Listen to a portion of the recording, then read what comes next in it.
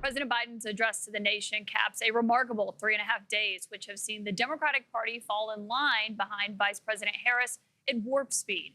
Joining me tonight, Vermont Independent Senator and former Democratic presidential candidate Bernie Sanders, who has been taking a somewhat more measured approach. And Senator Sanders, it's great to have you here tonight. You just heard President Biden delivering that address, and at the end of it, saying that he has made his pick in endorsing Vice President Harris to succeed him. You have yet to endorse her. Are you prepared to do so tonight? I'm going to work as hard as I can to see that Donald Trump, the most dangerous president in American history, is defeated, and that Kamala Harris is, in fact, the next president of the United States. But before I make a formal announcement, I just want to make certain that the vice president is going to be campaigning on issues that the working class of this country, a working class that has long been forgotten, needs to hear.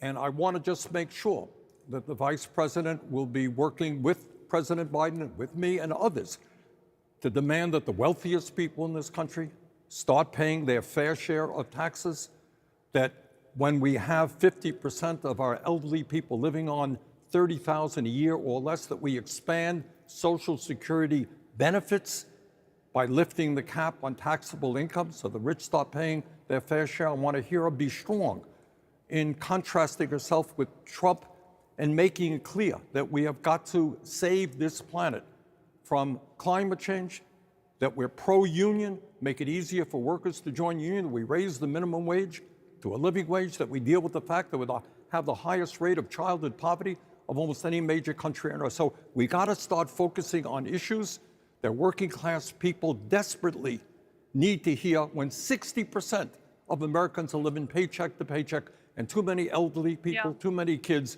are living in poverty.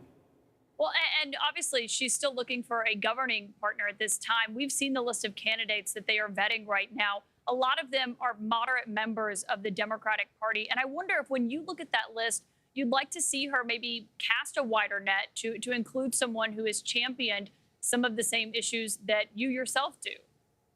Well, I would hope, there's a lot of speculation as to who might be her running mate, but I certainly would like to see somebody who has a history of standing up to the oligarchs who have so much power in this country, who is going to fight for campaign finance reform so the big money doesn't dominate both political parties. Yeah, I certainly would like to see that person be the vice presidential candidate. I have to ask you about something that Donald Trump said at a rally tonight when he was attacking Vice President Harris. He said she is, quote, more liberal than Bernie Sanders. Is that how you would put it? Probably not. It is just possible for the 83rd time that Trump is lying. No, I don't think that is the case. I think that the vice president had a very strong record in the U.S. Senate, strong record working with President Biden in the administration. But no, I don't quite think that her record is where mine is in terms of being progressive.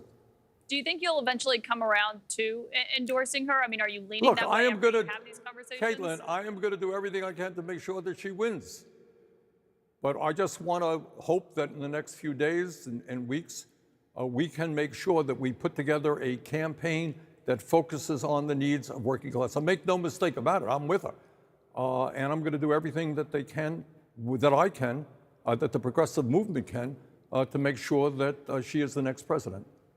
Senator Sanders, you're on Capitol Hill right now. Obviously, earlier, Prime Minister Netanyahu addressed Congress. You did not attend that speech. You said yesterday it was the first time that you believed a war criminal, as you put it, had been invited to address the U.S. Congress. In that speech, he referenced the protesters who were outside the Capitol. There were thousands of them as Tehran's useful idiots. Yeah. What was your takeaway from what you heard from Prime Minister Netanyahu? My takeaway is that he came a very long distance from Jerusalem to Washington, D.C. to give a campaign speech for the folks back in Israel. This is a guy who some 70% of the people in Israel, in the last poll that was taken, want to resign.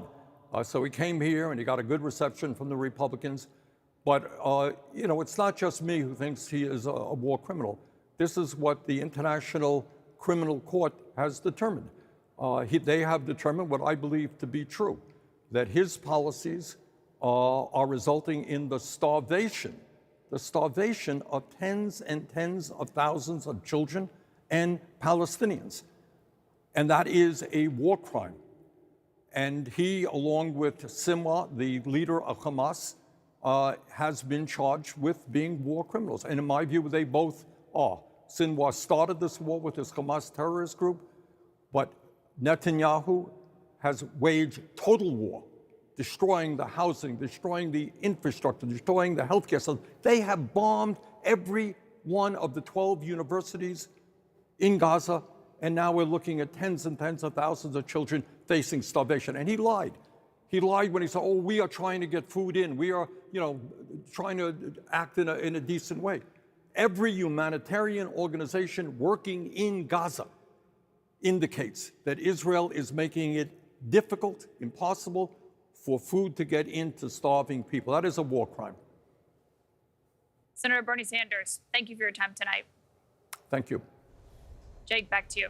Thanks, Caitlin. I want to show you a new photograph just posted on social media. It's President Biden with a microphone talking to White House staffers in the Rose Garden. The staffers had, of course, just watched the boss bring his long career in politics, though not his presidency, to a close.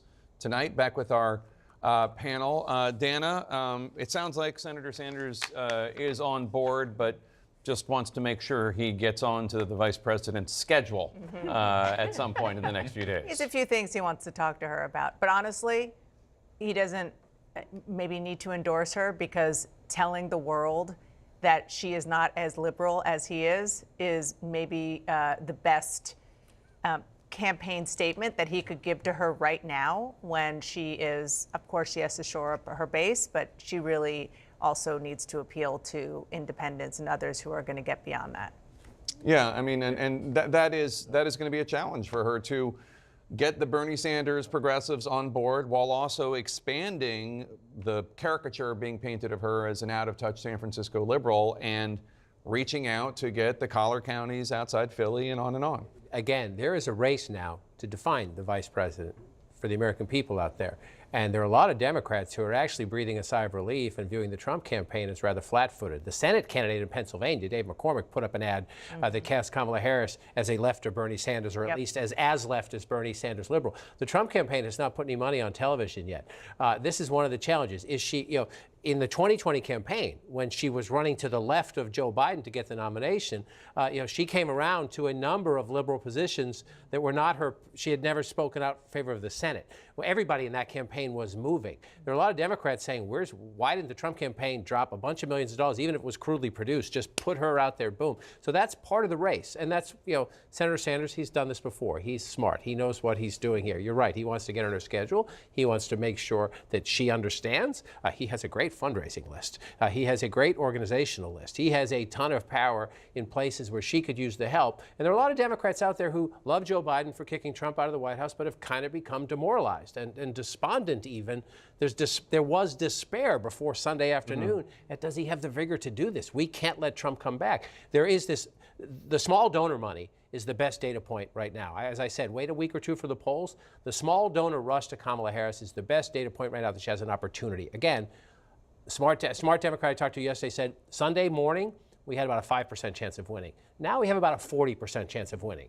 So, Democrats shouldn't rush to Vegas and bet the house, but they're in play now. That's the excitement. They think, okay, we have a chance. Yeah, and the biggest saving grace, honestly, for Kamala Harris may be the fact that she did manage to avoid a divisive Democratic primary where she would have been put in uncomfortable situation after uncomfortable situation, as she had to would have to have decided just how progressive was she going to be, because I think that's really where we saw her struggle when she ran for president, and even before that. I mean, I interviewed her back in 2018, and she told me that she thought that they should start from scratch. When I asked her if she wanted to abolish ICE, she pretty quickly cleaned that back up, and now that's something that's coming back into this campaign. She didn't have to deal with any of that, and instead she has an opportunity to meet with Bernie Sanders. And you're talking about weakness among white working class men in particular. I actually covered Bernie Sanders day in and day out on the 2016 trail, and a lot of the people I talked to at those rallies were white working class men, many of whom were looking at Bernie Sanders and Donald Trump. Because he fights for them. It's not so much the specifics of the issues. They think he fights for them. They might disagree with him on some things, issues-wise,